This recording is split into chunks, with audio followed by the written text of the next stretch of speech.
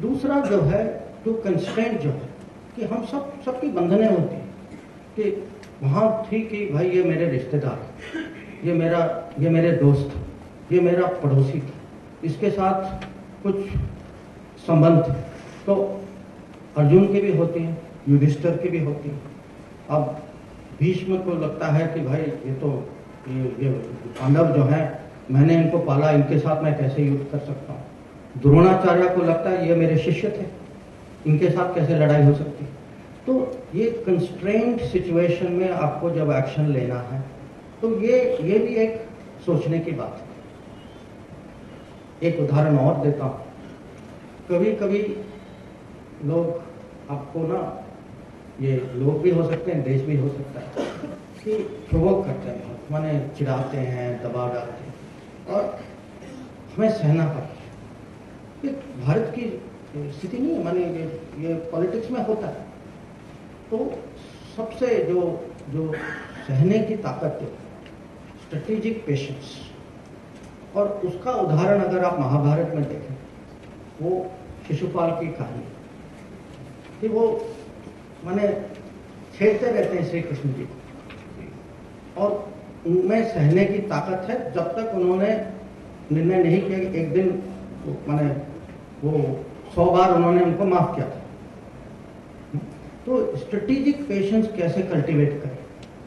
ये भी महाभारत से सीखने को। और एक और विषय है कि जब भी आप पॉलिटिक्स माने डोमेस्टिक पॉलिटिक्स में देखें या इंटरनेशनल पॉलिटिक्स में देखें, ये एक दुविधा और है, एथिक्स और टैक्टिक्स,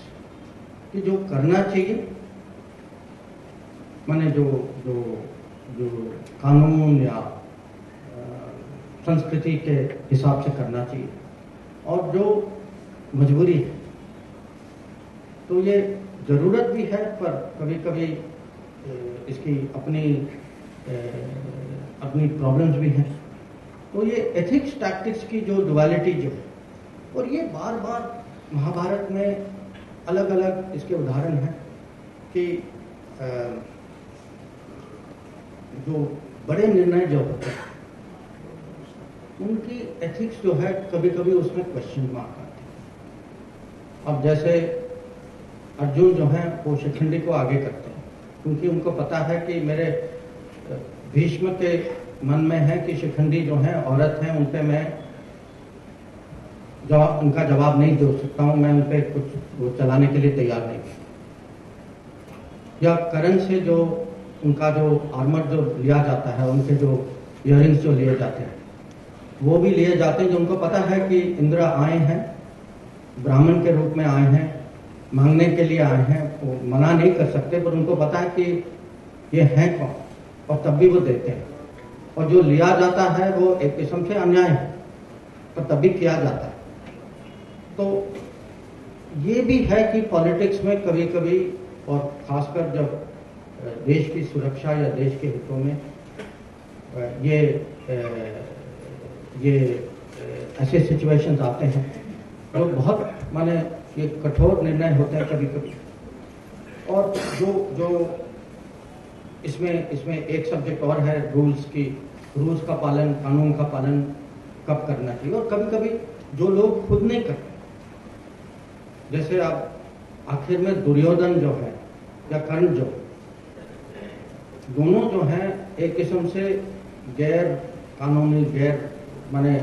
गलत तरीके से उनकी मृत्यु होती, और दोनों जाते जाते उनकी शिकायत है कि आपने जो है रूल्स तोड़ा, कि आपने मारा कि जब मेरे हथियार नहीं है और मैं जो है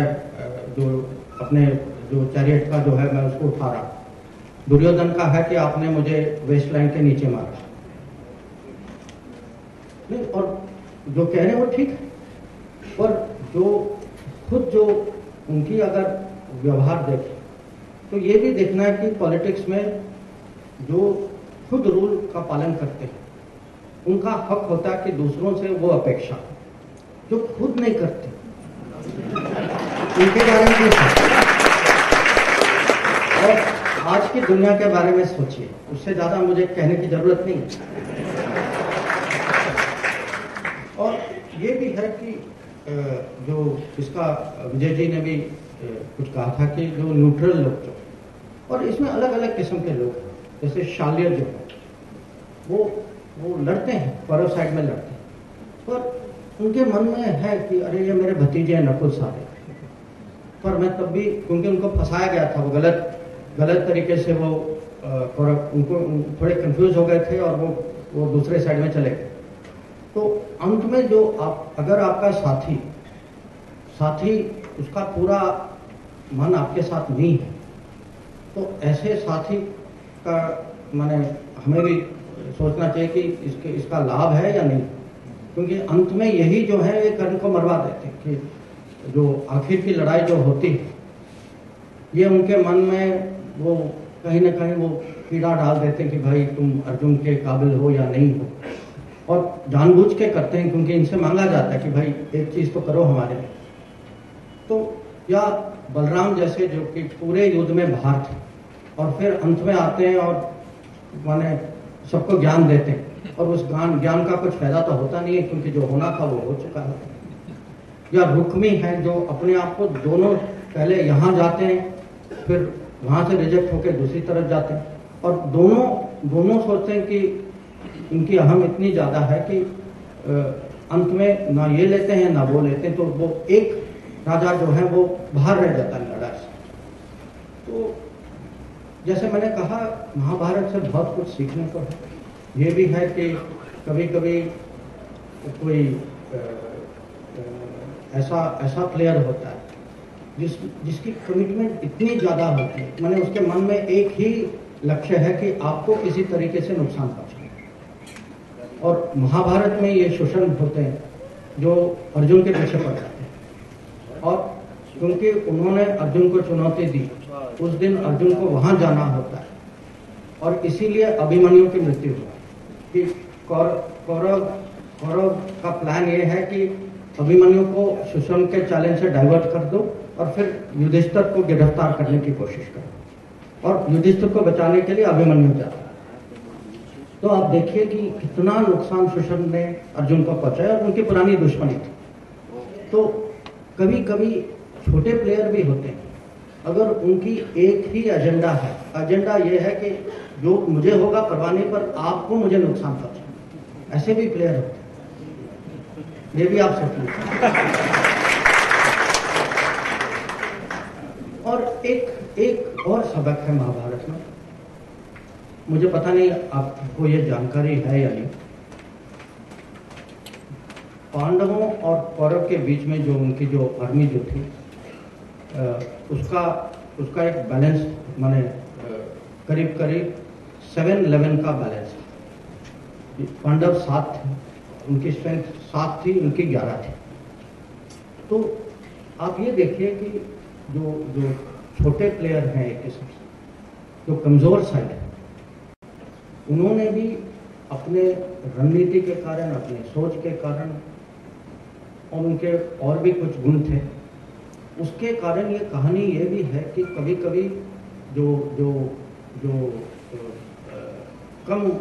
शक्तिशाली माने जाते हैं उनकी भी जीत हो सकती है, और ये भी सोचने की बात है। और उसमें यह भी है कि जिनकी रेपुटेशन अच्छी होती है, जो हो सकता है कि अगर आप इकोनॉमिक या पॉलिटिकल या मिलिट्री मेजरमेंट करें वो अलग बात है,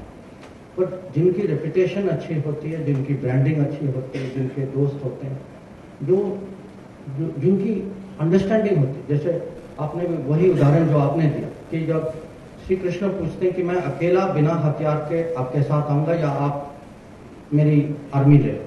आप क्या चाहते हैं? और दुर्योधन उनकी फौज लेते हैं, ये श्री कृष्ण बिना हथियार के कहते हैं कि आप मेरे सर पे आ जाओ। तो कभी कभी ये पहचान भी होनी चाहिए कि सचमुच वैल्यू क्या है, कि ये जो दिखता है वो असलियत में कभी कभी होता नहीं, कि कुछ और होता है। और ये एक किस्म से मैं कहूँगा कि आप इसको टेक्नोलॉजी के दृष्टि में देखें कि इन्होंने टेक्नोलॉजी, अगर आप श्री कृष्ण को टेक्नोलॉजी के रूप में देखें, इन्होंने टेक्नोलॉजी का महत्व पहचाना, उन्होंने नहीं पहचाना।